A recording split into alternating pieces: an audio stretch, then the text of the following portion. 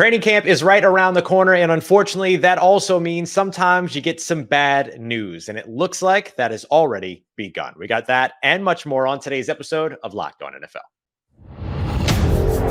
You are Locked On NFL, your daily NFL podcast.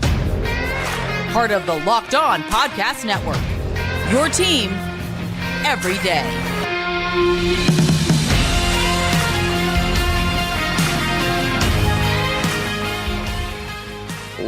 What's going on, football fans, and welcome into another episode of Locked On NFL, the daily podcast bringing you all the biggest stories from around the National Football League, part of Locked On Podcast Network, your team every day. Thanks so much, as always, for making us your first listen of the day, every day for all you everydayers out there. Don't forget, you can always subscribe and follow for free on YouTube or wherever you get your podcasts so you never miss a daily episode. It's Tuesday, so you've got Luke Braun at Luke Braun NFL and myself, Ross Jackson, at Ross Jackson NOLA on, well, I don't want to say on X because that just sounds terrible. No. On all social media platforms. It's Let's Twitter. Just say it that way. It's fine. It's still Twitter. You know it. It's still Twitter. You can find us on Twitter or whatever social media platforms. We appreciate you very much for being here with us. And today's episode of Locked On NFL is brought to you by our friends over at eBay Motors. Everything about building a championship team is making sure that all of the players are a perfect fit, and the same goes for your vehicle as well. So for the parts that fit, head over to eBay Motors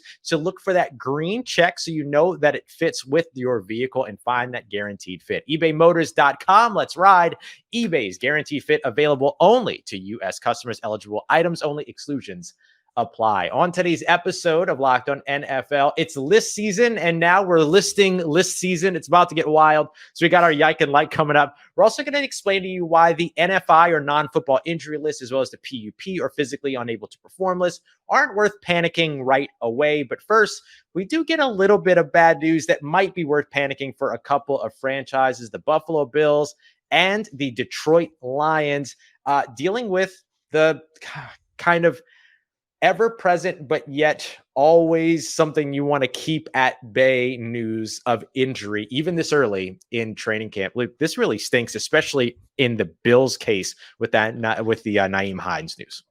Yeah, and we are recording this when we probably don't know about something else that will come out on Monday. This is sort of the day that everybody reports to camp, this like Sunday, Monday, Tuesday stretch is when you see all of this stuff come out. Whoever got injured over the offseason, whatever injuries start happening on the first day of camp when guys aren't quite warmed up the same way yet.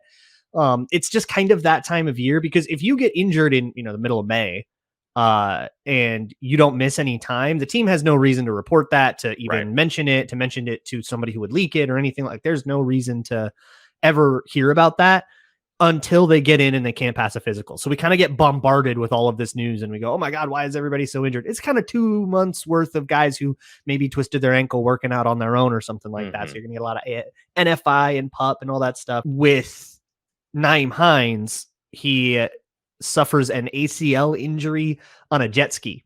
Oh yeah, which stinks, man. Stationary on a jet ski, got hit by another rider, just total bad luck. That is just awful. I mean, with how fragile NFL careers can be, how it doesn't take anything. The Vikings just signed a player who got an appendectomy in the middle of camp and got cut 2 days later.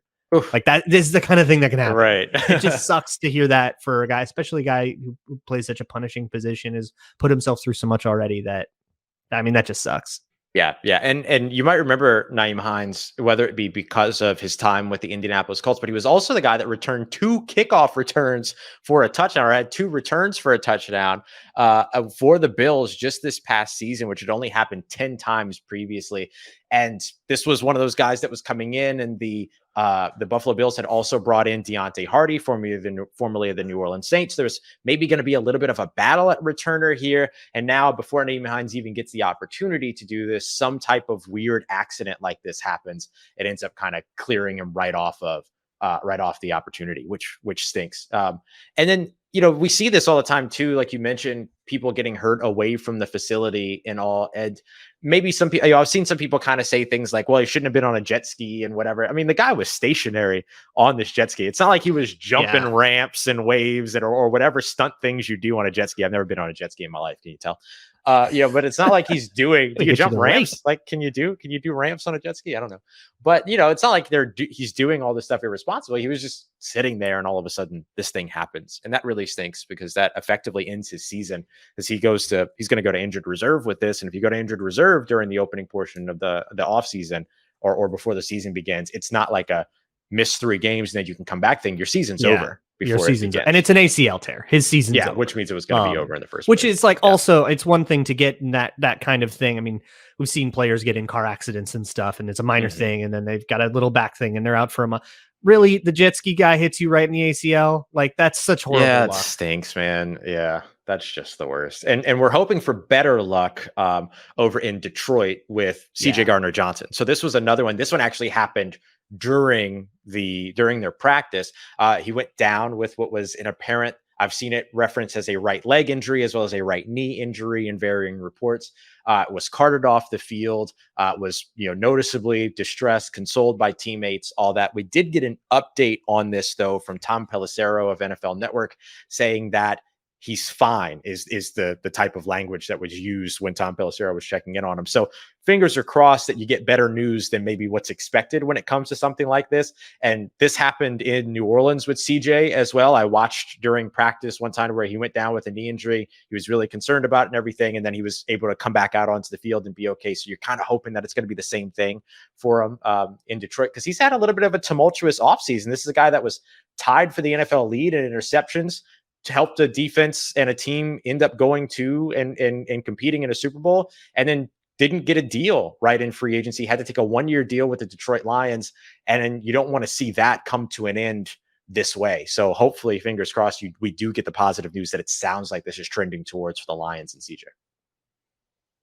Yeah, that's always the hope, right? And one thing that is kind of nice about generally camp injuries, especially ones that are not significant, time suck injuries, is teams will tend to be a little extra cautious in the offseason program. Now, for somebody like Gardner-Johnson, who is new to the team, and so that means there's going to be install, there's going to be catching up to do. They might not be as, but especially if it's a guy that's been on the roster for 5 years and knows the scheme and knows everything, it's like they don't need to really get into the install of camp. They can sit out an extra week just to be extra cautious. And so you kind of can sort of default yourself to, this injury is maybe just a little bit less serious than the team is actually treating it out of an abundance of caution, which I don't know. Sometimes that can be comforting. Yeah. Yeah. Sometimes that is absolutely it. And you'll see them, they've got the time. You can bring the cart out to deal with, to bring somebody off and everything if there's just a concern, so that, and it's just like, we don't know if this is, if a little bit of weight is just what it needs to really become a much worse injury. Just like, screw it, get the cart out there. It's what we have it for. Yeah, absolutely. Absolutely. So hopefully that's the case with CJ soon. We should be getting an update eventually on that. And of course, if you want to keep up with that, probably the best place to do is going to be Locked on Lions with Matt Derry, who's going to be able to keep you up to date on all that. And if you want to hear how the Buffalo Bills are going to deal with the Nyheim Hines situation, make sure you go and check out Joe Marino over at Locked on Bills as well. Coming up next, though, Luke and I are going to take you through the differences between the NFI and the PUP list, why you shouldn't be super concerned if you see a player that ends up there, unless it's designated as a season-ending or season-threatening situation, and of course, timelines and what it could all mean. We have some examples for you coming up next as we continue on with today's episode of Locked on NFL, part of Locked on Podcast Network, your team every day.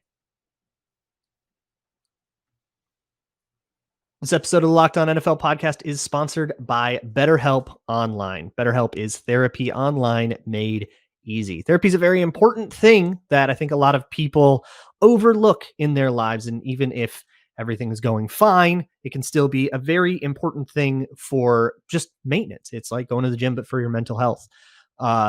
If you are looking to get into therapy, however, it can be very overwhelming to find the right person. Maybe you go to a therapist, you don't like them, and then that's kind of it. But BetterHelp is there to help you through that process. If you talk to a therapist and you don't like them, BetterHelp can help set you up with a new one. And that's what makes that service. If you are thinking of starting therapy, why don't you go give BetterHelp a try? Let therapy be your map with BetterHelp. Visit BetterHelp.com/lockedon today to get 10% off of your first month. That's BetterHelp, HELP.com/lockedon. All right, everybody, continuing on with today's episode of Locked On NFL. And we appreciate you, as always, all the everydayers out there making us your first listen of the day every day. Luke Braun, Ross Jackson here for you. Taking a look now at the NFI and PUP list. So, Luke, why don't we start off by first defining sort of the difference between these two and why folks shouldn't panic around them. So, NFI, non-football injury list, PUP, physically unable to perform list. What's the timeline for these, for instance, if somebody goes on one of these lists during the offseason? Right. So if you are on the NFI list, that's non-football injury. That's sort of a weird name because it can be an injury that you were doing with football activities. But what that means is you got injured away from the team. You were not doing something sanctioned by the team. So if you twisted your ankle working out in your backyard, doing a football drill, but that was something that the team did not ask you and actually is not allowed to ask you to do, that is going to change the way that your compensation works. If you got injured, for example, on a jet ski, whether it's your fault or not, you might not get, let's say, have a bunch of money guaranteed for injury. There's clauses like that in, for example, Aaron Rodgers' contract. If Aaron Rodgers steps on the practice field and twists his ankle and misses 6 weeks, he will still get his money because it's guaranteed for injury. His money becomes guaranteed as soon as he gets injured. But if he gets injured away from the field, if he's, say, at a rally of some sort and he gets trampled, then he will, if he gets injured in the desert investigating strange lights he saw in the sky, then he will not necessarily get that money. And it's different depending on like language of the contract and stuff. The PUP, physically unable to perform list, is what you go on when you show up to training camp. Everyone has to do a physical, which is a fairly grueling conditioning test to test if you are in football playing shape. Most of us could not pass a physical, but none of us could pass it. NFL players. I don't want to assume maybe someone. Maybe James Rapine. Maybe James. Oh, James could pass a physical. Yeah, that dude's yoked. But if you can't pass the physical, that should be something taken for granted for NFL athletes, but it is like a lot. So if you show up and you're just like out of shape, you can't pass a physical. Or if you show up and you're too injured to pass a physical, you can say, I'm not going to pass this physical. My knee is shredded up. I'm not going to pass the physical. You go on the physically unable to perform this. Now, correct me if I'm wrong. The way that this works with both of these lists, if you are placed on it before the outset of camp, so you show up to camp the day before camp actually starts and you take your physical, if you get put on the PUP because you couldn't pass that physical, you can come off it whenever you are ready to. Maybe you just came in and you were just a little hungover that day and you got to try the physical again tomorrow and it's not a big deal. There you go. Yeah. But if you get put on the physically unable to perform list during camp, I believe that is the one where you have to like wait 6 weeks, right? Yeah, it's 4 weeks. 4 weeks now. If you're still on that, now. If you're still on, and that just changed, but if you're still on that list as the 53-man roster is created or whatever. Or if you go onto injured reserve, where now in all of those places, the PUP and the NFI, I believe you still count toward the 90-man roster. Is that the way it works? Yep. Yeah. That's correct. So they can't use your roster spot on someone else. If they want to use your roster spot, then they have to put you on injured reserve. That will end your season. That's what's going to happen to Nyheim Hines. He'll go on season-ending injured reserve. He will be part of the injured reserve for the Buffalo Bills. And now they have an open roster slot they can use on someone, perhaps an interesting free agent running back that has a brother on the team. They could go sign whoever, right? That's generally how that all works. But yeah, if you are on the NFI today, you might come off the NFI by Thursday. You might also not come off the NFI. Maybe it's a Malik McDowell situation where you got really badly hurt. It's sort of something where you can't really know until the team decides that it's okay for that information to be out there. And depending on what it is, that they might never. There have been situations. There was one a bunch of years ago with the Vikings. They had a right guard named Mike Harris. He's in the coaching ranks now, who had I forget what it is, thrombolism or what. He had like a thing in his leg. Oh yeah. Like one of those blood clot things in his leg. He never played again. And he was just on, we just never saw him. And he was on, I think, NFI. And then we just never heard from him again until 2 years later, well after he had retired, what had happened. So like that, we just would never know the extent. You could be back tomorrow. You could be career ending. It's nothing. There's no information and there's not really any use speculating on it. So it's best to just kind of sit, wait. We'll see what information comes out. Yeah, another couple of pieces of context for you to keep in mind too is that if a player enters the NFL, i.e. like is drafted while while injured, so think Hendon Hooker, for instance, you'll Correct. probably be placed on the non-football injury list. And like Right. Luke said, because that was not a Detroit Lions thing. Exactly. That was you were injured as a Tennessee Volunteer. Exactly. Yeah. So it is technically a football injury, but it's a non-NFL football injury. So it counts in that weird kind of term that they use. And so like a Hendon Hooker in New Orleans, here we've got Kendre Miller in town, who the Saints drafted, who was dealing with an MCL sprain, who hasn't, performed at all during mini camps, OTAs, things like that. He's currently on the NFI list. That doesn't mean that he won't be available the first day of camp, though. It just means that he's on the NFI list while that long sort of week and a half range of just rookies being in the building is underway. And so we'll see Wednesday, if he's out on the field, then he would come off the NFI list. The other thing to keep in mind, too, is that the physically unable to perform list would also include players who were injured during, let's say, OTAs or mini camps and things like that, as long as they were injured during an NFL sanctioned practice or situation. And in the NFI list case, you can still do conditioning drills. You could still be in the classrooms. You could still be in the weight room. You could still work with trainers off the side. You just can't participate fully in practices. Basically, you can't partake in drills. You can't partake in workouts, things like that, but you can work with a trainer off to the side. So the example that I'd like to give for PUP, for instance, as I'm looking at this video of Michael Thomas in sunglasses taking pictures in his black on black jersey, everyone's very excited that it's kind of a take two situation for him right now. But last year, when he was set to return, he was actually placed on the physically unable to perform list on July 21st. But then come July 27th, the first day of camp, he was on the field running routes, catching passes, working out with the team, and came off the physically unable to perform list. So some of it is about timing. Some of it is about precaution. And so, like Luke said, no need to really panic or over speculate over these things. It's really just okay, they're there for right now. We don't know how long they will be there. So let's just kind of wait and see where this goes. And then if you hear somebody that is released with a non-football injury designation, that's very different. That person is no longer on your team. That's a different thing. And that has to do with, again, compensation. Yeah.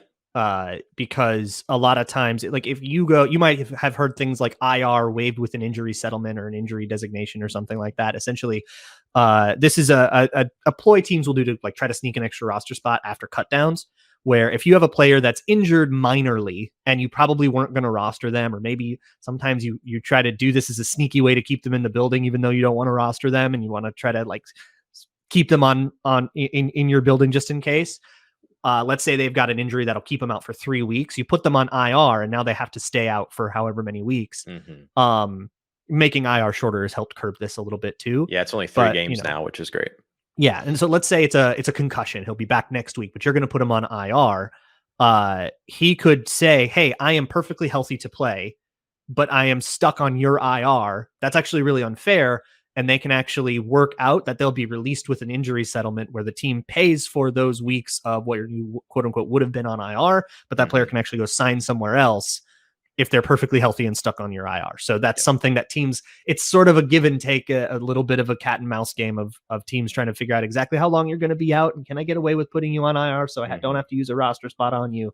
Or if you've got a concussion in the last preseason game, but we want to keep you, we just have to keep you and you're just going to have to be an inactive player for week 1. And that's going to chew up one of our 53.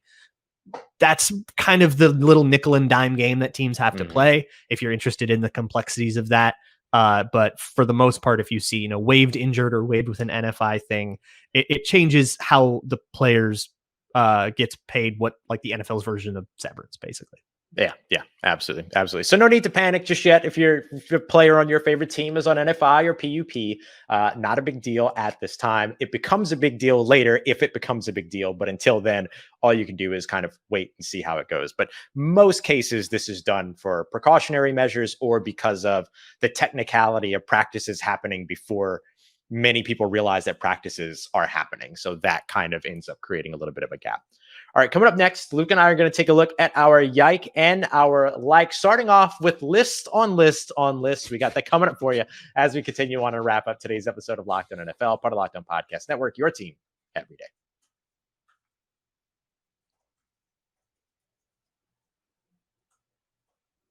All right, everybody, wrapping up today's episode of Locked On NFL. Thanks again to all the everydayers out there making us your first listen of the day every day. Luke, I want to get started with my like, because I feel like my like is like right up our alley because it's just nerdy, nerdy, nerdy. And so I was going to make this my yike. I hate this kind of thing. Yeah. Okay. This is great. So this actually kind of helps us out too, because we can kind of talk about this from both sides of it all. I love list season. And the pinnacle of list season happens right as training camp or begins right as training camp is kicking off, which is the NFL Top 100. There are a lot of people that love this list. There are a lot of people who hate this list. I love this list. And the reason why I love this list is because I love hearing players talk about other players. I don't really care about the rankings of the, who's 1 through 100, although there are some cool stories that come from it every now and then. Like one of the guys that's here ranked between 100 to 91. But then there's also sort of these other pieces that, I really get to enjoy with just watching players talk about other players. And so on the NFL Top 100, they just released 91 through 100. You can find it on, Twitter or, NFL.com and all the other stuff. But there's a couple that I want to just quickly highlight here. First of all, Devontae Smith, the wide receiver from Philadelphia, is number 100. I love that DeMarcus Lawrence, the defensive end, is still making this list. He's at number 99. I think he deserves it. I think he's a heck of a player. And it's just cool to see him still on there. Jamal Williams, everyone's favorite football player, is at number 95. And then there's some Vikings related players here too. Dalvin Cook at 91, Eric Kendricks, former, but Eric Kendricks at 93, and then Harrison Smith still at 97. So I love this, but the pinnacle of the list, Luke, goes beyond just the top 100. Adam Shine over at NFL Network. We've devolved into a new dimension. It's like, remember when like the millennial thing about when we were younger and it was like, if you divide by 0, the universe ends. That's what this list is that Adam Shine just did. It's like Adam an exhibit meme. Yes, exactly. Adam Shine just did a list ranking the 9 players who over the past 12 years have ranked number 1 in the NFL 100. So he divided by 0. He took a list and he made a list out of it. And it's absolutely fantastic. It includes players like Cam Newton, Lamar Jackson, Adrian Peterson, still in his Seattle Seahawks jersey. You've got JJ Watt, Aaron Donald, Patrick Mahomes. Of course, number 1 here was Tom Brady. I'm not going to run through the whole list, but just so that you know that like some of the names that are here, it's really cool to kind of see something like this. This is the kind of stuff that I like, Luke. This is the kind of stuff that I enjoy. I just will never get into lists. I get it. I cannot. I'll never make one. I think I've been covering football now for long enough where I have learned that I will never gain anything by reading a smattering of someone else's opinions. That's fair. Like you can have whatever opinion you want, but I'm never gonna gain anything from thinking about if I agree with who you have 3rd over 4th or whatever. Yeah. I actually am going to change my yike though, because something broke as we were recording this. Chiefs wide receiver Kadarius Toney, who this is an Adam Schefter tweet, by the way, who underwent an offseason cleanup procedure on his knee, aggravated the injury Sunday while fielding a punt, and is expected to miss some time during training camp, but be ready for the start of the regular season. Oh, thank goodness. I cannot tell you how much I enjoy Kadarius Toney. His little renaissance is very fun, especially it's very funny to watch Giants fans reconcile with the fact that you had like it was so perfect for Daniel Jones and the offense that that Dable ran last year with this like very quick passing, low short passes, and try to get the ball in playmakers' hands and let them do stuff after. Like it was a very yards after the catch oriented offense, and you had Kadarius Toney, and it just didn't work out. There's always something to the person behind the player, and it just didn't work out there. And the Chiefs doing the same thing as a way to combat all the ways that the too high stuff that people were doing to combat Mahomes. And it turns into this great thing. Like the renaissance is so cool. Hopefully that is just a minor aggravation, but it's super scary when you have surgery on your knee and then you tweak that knee again. Yeah. And thankfully he's got a year of the system underneath his belt. So kind of like we were referencing earlier, him missing some practice time, him missing some training camp time might not be the same as a guy that's joining the team for the very first time and having his first camp in Kansas City. So certainly not nothing, but that's true. That is true. All right, let's get to why don't we do your like next and I'll finish with my yike. My like goes to the Tennessee Titans. Yeah. For one, again, sick throwbacks. The Oilers uniforms are absolutely phenomenal. Love it. But so they signed DeAndre Hopkins, Houston Texans legend, DeAndre Hopkins. Goes to a rival, right? Like that's got to hurt a little bit to watch probably your favorite player growing up. If you're like a young Texans fan, you grew up Yeah. watching DeAndre Hopkins be your favorite player. And now the Texans are in this strange hell where they barely exist. And now you're watching your favorite player go. They're going to come play you against you twice a year for your bitter rival that you've been taught to hate since they moved and abandoned your city. And now 2 days after that, they're like, and by the way, we've got Oilers throwback. Oh, man. And of course, the Oilers, formerly of Houston. So good. I didn't think about that at all. Oh, like that's 2 days wild. After it too. Like it's just blow after blow. Being a Texans, if you're a Texans fan and you're still alive, I commend you. For real. Listen to CJ Stroud. CJ Stroud did sign his contract today, so that's good. CJ and Anthony Richardson has not, so that at least they have that on a division rival. There you go. So we'll continue to follow that for sure. Also, a way better alt uniform. Really good. Kyle Krabs, who does our Locked On Dolphins as well as Locked On NFL Scouting, he tweeted about them earlier, and he mentioned, like, imagine wearing these Oilers uniforms and then the next week having to go back to wearing a two-toned sword on your shoulder. Yeah, right. I need the Titans to wear them against the Texans. I don't think we know what week they're doing, but it has to be like, make it hurt. Those AFC South rivalries, those teams have been too bad for too long for them to be as like fiery as they could be. Yeah. And now like things are kind of shaping up all over that division. I love it. All right, here's my yike. My yike is, let's not overreact to a single pass by a quarterback during training camp, during like the first day of training camp. I saw this video that, hit airwaves and hit, social media and everything, of Aaron Rodgers underthrowing a pass that Sauce Gardner, who is a really, really good cornerback, rookie of the year. Good cornerback, the best. Last difficult year. To argue against him being the best corner in the league. Right. Breaks up the pass, and there were people legitimately saying that Zach Wilson should just go back to Zach Wilson now. And let's just pump the brakes on a single pass during a single practice that one person happened to catch on camera and overreacting. I know it's overreaction season, but let's overreact the right way. Every team's a Super Bowl team as long as you're not an Arizona Cardinals fan. Your favorite team is a Super Bowl team right now. Let's lean in. And we got this. Everybody says it. That's it. Just lean 10 wins in. And a shot. That's right. Lean in on 10 wins, 6 seasons in a movie and a Super Bowl. Like, lean in on that.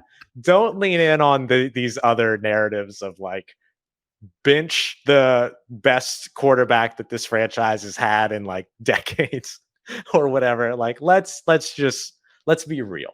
Let's be at least a little bit real here. So that's my yike. Yeah. There's two things I want to mention about this. One, with Aaron Rodgers specifically, he talks about it all the time. He uses training camp to take risks he would never take in a real game, see what he can get away with, kind of get to know where his arm is at. Especially important as you start to get older and you maybe don't have the velocity you used to. You got to figure out. So he will use it to sort of limit test, and that will lead to more every year in Green Bay. You would see these headlines. Oh my God, Aaron Rodgers threw 5 picks today. And then you'd have to be like, yeah, no, I was like kind of going for that. I was trying to throw those interceptions. I think that helps him. And I think other quarterbacks should do that too. So if your favorite quarterback throws 5 interceptions in a day, that might not necessarily be bad. It's like when a kicker warms up aiming at the upright and everybody's like, oh my God, half of those just went left of the upright by this much. It's like, actually, he was just aiming at it. Right. The second thing is training camp is zero sum. And this is always, it's every single play is a Rorschach test. Great conversation. If you want to be optimistic about the Jets, you could say, what a great Sauce Gardner interception. If you want to be pessimistic about the Jets, you can say, what a bad Aaron Rodgers throw. You can do that with literally every single play if you want. So to actually glean important things from training camp, you have to look at the aggregate. You have to look at everything that's going on. You go, hey, this player has lost a whole bunch of reps. That's a concern. Or he's won a whole bunch of reps. This 5th string wide receiver keeps winning reps against first team corners. Wait, that's kind of awesome. Wait, is he actually breaking out maybe? And he's winning against all the different corners, even guys we know are good. Like maybe he's breaking out. The larger, like the further you zoom out, the more vague the take has to be, but the more reliable it's going to be too. Yeah. But honestly, with training camp, they're installing, man. Like it's not that easy of a time to evaluate starters. It's a great time to evaluate roster bubble guys and who's going to make the team. And I find a lot of intrigue in that, but don't overreact. You've got 15 years of Aaron Rodgers play that tell you how good Aaron Rodgers is. you don't have to freak out over every single play in this particular Jets training camp. The 15 years of play will tell you a lot more. Stick with that and don't be a prisoner of the moment. Period. That's fantastic. That's a fantastic note. I have no notes. Fantastic. Coming up on tomorrow's episode of Locked On NFL, it is the most fearless duo of NFL conversationists available. Tony Wiggins, James Rapien last week had a phenomenal conversation about whether I hear James is going to take a physical. He might take a physical on the show. But they had a great conversation about whether or not Bill Belichick is on the hot seat. So those are the types of conversations that those guys will bring you. You get to have really good, thoughtful insight on that as well, even though it's kind of, this big question. You can go check them out. They'll be back here tomorrow. Luke and I will be back with you on Tuesday to discuss training camp. We're officially here. We're officially here for training camp, which means you should also be keeping up with all your favorite local Locked On shows here on the Locked On Podcast Network as well. For Luke, I am Ross. We appreciate you very much as always, making us your first listen of the day to all you everydayers out there. And of course, if you want more, you know where to find us here on the Locked On Podcast Network, your team every day.